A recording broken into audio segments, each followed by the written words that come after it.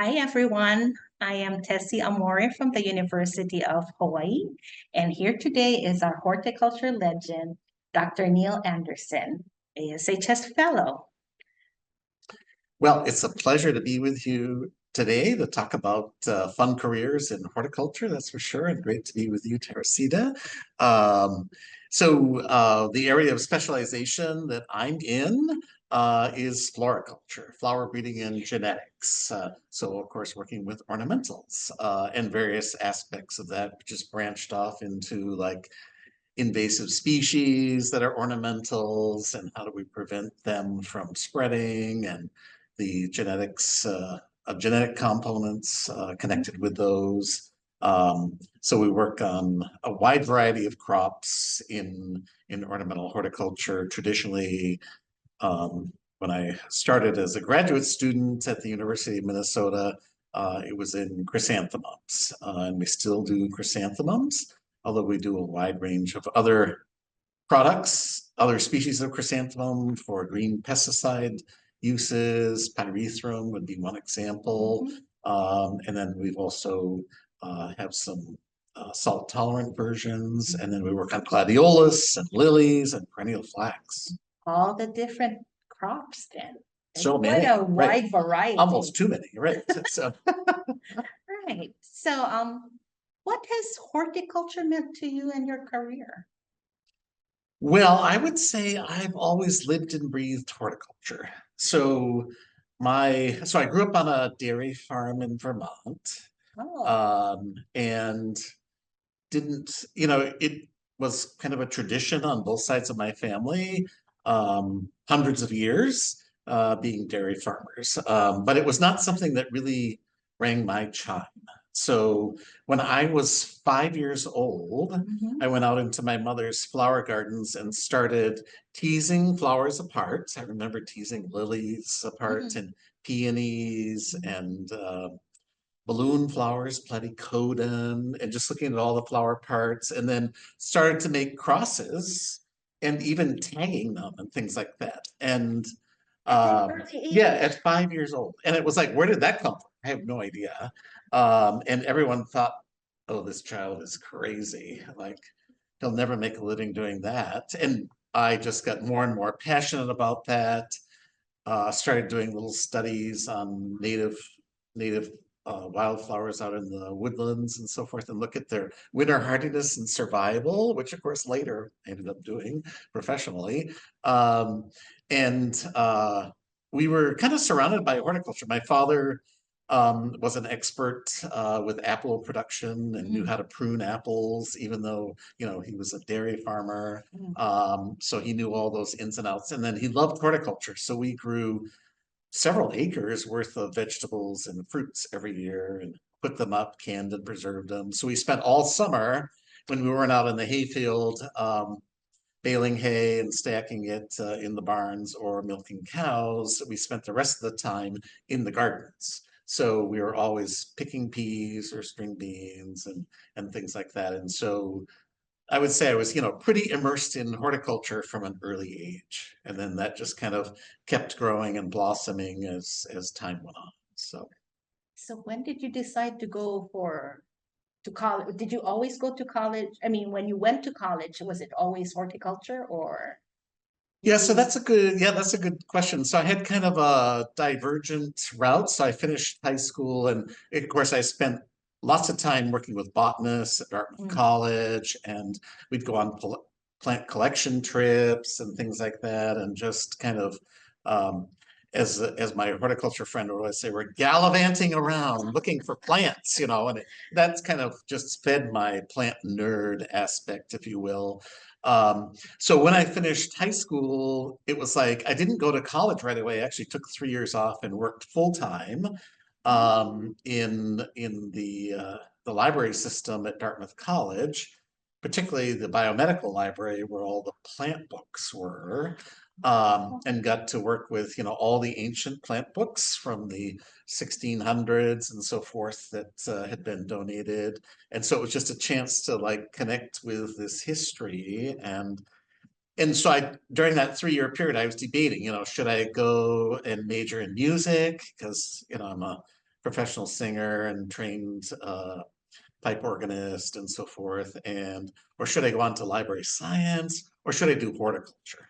And of course, it was like one of those horticulture won out without a doubt, and it allowed me to do other things at the same time, you know, music and so forth. So it was one of those where, as I moved then into college, you know, I grew up in Vermont, and the University of Vermont didn't have any degrees in plant science, or certainly not in horticulture, ornamental horticulture, or anything like that. So I just bought a plane ticket and flew to California because I had some friends in California, and moved to Riverside, California, um, and established residency as a California resident. And then I moved a couple years later up to Cal Poly San Luis Obispo, where as a California resident, then tuition was very inexpensive. You know, I paid like $69 a quarter for all my expenses except for housing. And so that kind of just got me even more hooked by learning all the California native plants and going and collecting, you know, in the deserts and all those kinds of places that I'd never seen before, all these kinds of fantastic things that just kind of fed it more and more. And then from there, I went to graduate school in Minnesota, University of Minnesota. Never been there before either, you know, just jumped in my car from California and drove up there and worked on flower breeding, and all the rest of my professional history has been just kind of building and building on being that plant nerd, fascinated by the plant kingdom and ornamentals and just all the beauty that we can create, and making the world a prettier place. There you go. Great. So what do you consider to be the most rewarding part of your career in horticulture? The most rewarding part, because I've done so many things, it's always hard to pick one. Well, You let's know, it's like different so facets. right, of our right, career. exactly. So I mean, one of the fun things I did was when I worked in private industry for Pan American Seed Company and Ball Horticultural Company. I had the chance to do all of the work with the government of South Africa, as kind of the new crop specialist. And so I got to negotiate with the South African government for a unique, first ever of its kind agreement between a private company and a government to allow us to go and collect native plant materials in South Africa and then breed and domesticate them. And if we released something, then to pay royalties back to the citizens of South Africa. And so that was kind of one of the pinnacles of like, you know, years of negotiations and allowing, you know, me the opportunity to explore South African flora, which is kind of the Garden of Eden of floriculture. And so that was probably one of the great things that happened, that I really look at as a great accomplishment. So that was your private life. How was it at the university? Right. So in the public sector breeding program, so I moved from private industry into the public sector, you know, academics, because I missed a few things. I mean, I missed teaching. Oh, So I okay. used to have little, you know, kind of crash courses and workshops for all my technicians at Pan American Seed Company. Like, let's learn how to do pollen sustainability and Oh, and look for male fertility and things like that in all our parental stock and so forth. So that was one thing I missed. The other thing that I missed really was just the opportunity to publish, for one, because I love to write and I love to publish. You know, to me, it's just writing is just kind of like breathing for me. I just love to do it. It's one of those wonderful things to be able to communicate and convey findings, that kind of, you know, will stand the ravages of time, that will be, you know, eternal. Science is one of those things where facts are always the facts. And so it's a great thing. And then the other thing that also was beneficial in that move was the ability to do long-term, high-risk research. So in private industry, typically, they're interested in new products, that could be patented or whatever, to generate income. And so, you might come up with a new series of a flower, and then, maybe you come out with red first or something, and then the next year it's like, well, we want another color. The next year we want another color, and so forth. And to me, it was like, well, that's fun and challenging, but it wasn't as fun for me as something that is thinking way out there that might take a lot longer to accomplish. And so that's what I mean by, long-term, high-risk research, that it's just ask the what if. And one of the things that I discovered when I was plant collecting in South Africa for the company was these dwarf gladioli. And of course, the genus Gladiolus is known to be, it's one of the top 5 cut flowers in the world, and very long stems and used as a line flower. And I saw all these, dwarf ones, and was like, let's see, we might be able to do, some interesting work with Gladiolus. And so that those kinds of things, there just wasn't time to do that in the private sector, but in the public sector, then, I mean, one of the dreams that I had for gladiolus was to do a seed propagated gladiolus that would flower that first year from seed, like a bedding plant.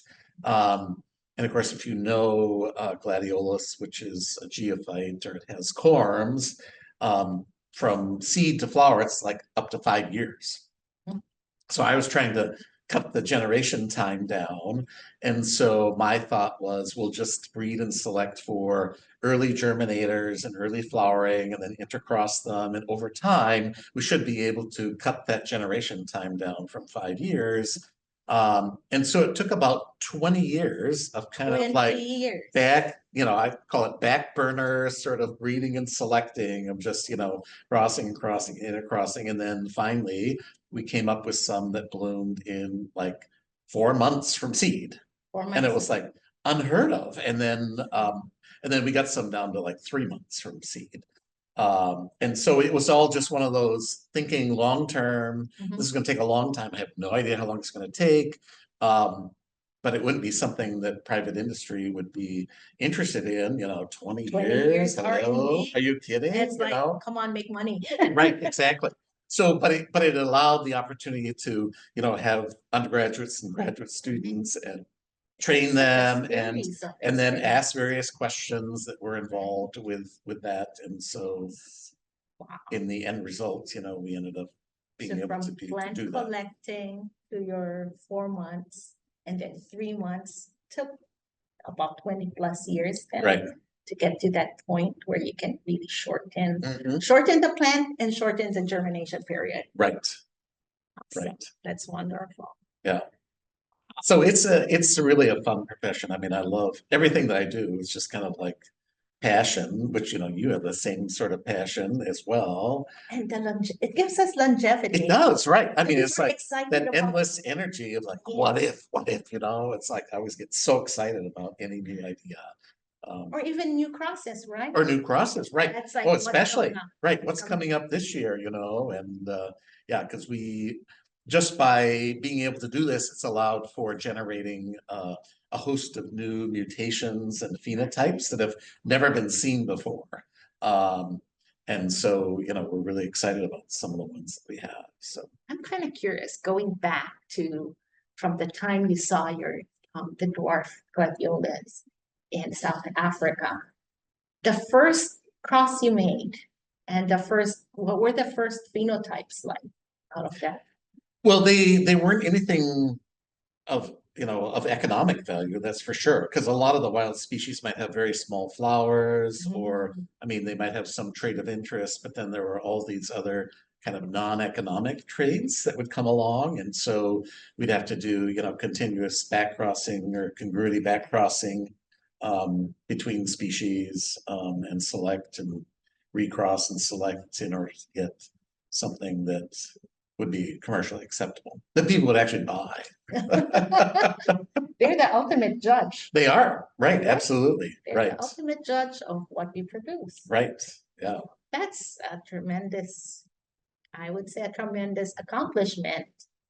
It's really cool to see from what you collect to what you can Right, have as a commercially viable crop. right, right. Patience. Patience, always patience. Great. So how long have you been a member of ASHS? So I joined the society. So I went to a few meetings when I was a graduate student. So I started graduate school in 1983, and I actually joined the society in 1986. So I've been a member ever since 1986. But because the first couple of years I didn't have enough data, so I didn't go to the meetings, and those were the years where you used to have to drive to the meetings and things like that. And so so the first couple of years I didn't go, but of course missed out because of course the meetings are always very so informative to catch up on things and see colleagues and such as you know, and hear what's new and what's exciting because it's a two-way street for feeding information. You know? We always learn from everybody else. Never stop learning, that's for sure. So definitely that's the way we learn is through the networking and interpersonal. Face to face really makes a big difference. it does. It does. It really does. Yeah. And I think, you know, everyone's finding that out post-COVID that, you know, it's like, I'd rather meet with you live because we pick up all these nonverbal cues and it's more engaging than when you're trying to do it all virtually. Even though there are pluses with virtual communication, of course, but live is always preferred option. I agree. I agree. So, for our students or young professionals in floriculture or in horticulture, what can you share with them with your vast experience? Any words of wisdom that you can share? Right. Well, there's lots of things that can be communicated. I mean, one is be passionate about what you do. Love what you do because that will make all the difference in the world. You know, it won't feel like work. You're just going in and you're doing it. It's like playing all the time because it's so fun and challenging and interesting. And be creative, of course, in everything that you do and be a good problem solver. So, I mean, much of what you do, the more you advance in your career is problem solving of like, okay, so we have this issue, so how do we deal with it? Because every day there's always something that comes along that's unexpected. And so how can we deal with these kinds of things? And think broadly and zero down in on things that maybe people tell you are impossible. Like that can't be done. It's like, oh, maybe that's a challenge that we could do. Why not? So why not? Just because nobody's ever done it yet doesn't mean it's going to limit me. So because you never know, or what you might learn in the process of trying to accomplish something. And then for anyone interested in plant breeding and genetics, I'd always say go out and collect germplasm. Observe it in the wild, the species, and because you'll learn so much from it and benefit the crop germplasm resources long term that will be ever so beneficial. That is so true. Watching the plant in its natural habitat Right. will tell you so many things about the culture. Absolutely, you're right. Hey, how much water. Right, the soil type, photoperiod, all those kinds of effects, and as well as the diversity that's out there. Definitely an eye for the detail in the habitat Right. will be very useful. Because one of the fun things you can do is go on plant collection trips. So, and I've gone on many in my life, and probably will go on a lot more because they're so useful to see those plants in their native environment and then be able to collect things that have true potential value once you know things are done with them from a breeding and development standpoint. So Great. So we talked about your past. So now let's look into the future. What excites you most about the future of the horticulture industry and the profession? right. Well, I think COVID taught us that horticulture is a really valuable profession. True. you know, the interest in plants, yeah, especially house plants, who would have ever thought, you know, just kind of went through the roof. And then vegetable gardening as well. And I think, you know, from a long-term sustainability standpoint, the ability to grow things and know how to use them, et cetera, is going to be just valuable for everybody to know. Um, and so, you know, I always say to people like, you know, like, oh, I don't care about plants or whatever. It's like, yeah, do you like to breathe? They produce oxygen, you know. Do you eat, you know, carbohydrates? Where do you think that comes from? You know, it's all photosynthesis. So, so it doesn't matter if you're eating an animal or a plant. We all come down to It all eating plants. it all originates in the plant world. So so it's such a critical and vital function for everybody globally. Um, and especially, you know, if they're edible plants that supply important nutrients and combat disease and things like that, or and then if they're beautiful as well as being edible, even better. So Right. You have food for our bodies and food for our souls. exactly, right. Then you'll be a whole person, right? There we go. Yeah, because the ornamental world, you know, obviously we look at the innate beauty and enjoyment of things because it's good hort therapy and it makes the world a better place. So It makes us happy. it does. Right. And let's be happy. Let's be happy. I like that. I like that. Wow. Yeah. I always think it's really important to be happy and enjoy life. So. And that gives us long lifespans when we're happy and we enjoy life. Right. And that's what plants give us. It's a great gift. Yes. It is indeed. Well, with that, I'd like to thank you for sharing your great gift with us in this time, your gift of time and your wisdom. And thank you so much. Thank you all. Well, it's been a pleasure for sure. And for everybody, you know, just do what you love, what you're passionate about, and follow it, and you'll be greatly rewarded. All right. Thank you. Thank you.